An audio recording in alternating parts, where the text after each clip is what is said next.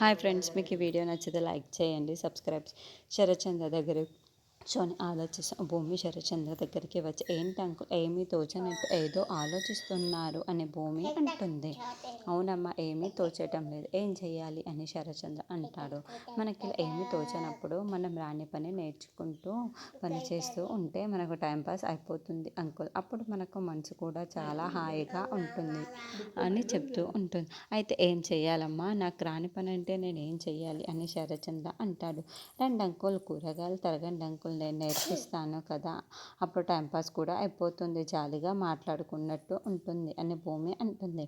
అవునా, సరే అమ్మ పదమ్మ భూమి అని శరత్చంద్ర అంటాడు. రండి అంకుల్, కూర్చోండి అంకుల్, ఇలా తరగాలి అని భూమి దగ్గర నుండి మరి శరత్చంద్ర చేత కూరగాయలు తరిగిస్తూ ఉండటంతో అపూర్వ నోరు తెచ్చుకొని చూస్తూ ఉంటే గోరింటాకు పిన్ని కూడా అపూర్వ ఏంటిది ఇది, అల్లుడు గారినైనా నేను చూస్తుంది అని షాకింగ్గా అడుగుతూ ఉంటుంది.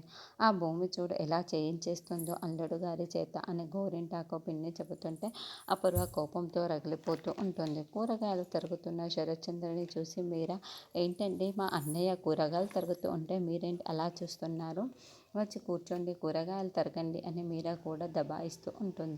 దాంతో అందరూ కూడా కూరగాయలు తరుగుతూ ఎంజాయ్ చేస్తూ ఉంటారు.